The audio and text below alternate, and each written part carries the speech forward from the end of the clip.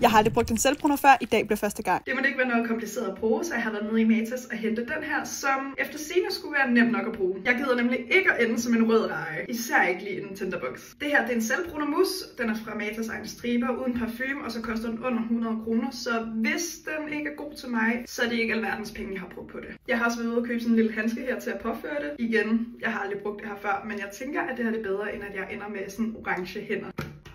Det er simpelthen en helt hvid creme. Okay, det bliver spændende at bruge, fordi nu kan jeg jo ikke se, hvor jeg har påført det. Den dufter heller ikke sådan mega attraktiv. Den er sådan lidt spicy i lugten.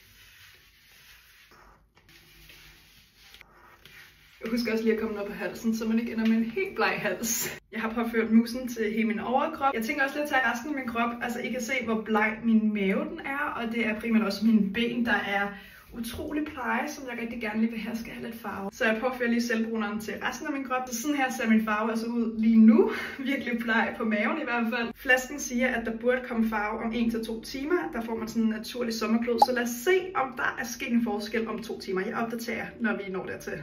Update. Der er nu gået 3 timer cirka-ish, og jeg synes ikke, at jeg har fået sådan en naturlig glød. Altså, det er ikke sådan, at jeg tænker, wow. Okay, gameplan. Jeg opdaterer igen, inden vi tager på stranden, og så kan vi jo så se, om der er sket lidt mere og et par timer. Jeg kan altså ikke trække den mere nu, for vi skal på stranden. Jeg synes stadig, min mave den er relativt bleg, men det kan da godt være, at der er kommet en lille smule glød eller farve at se på.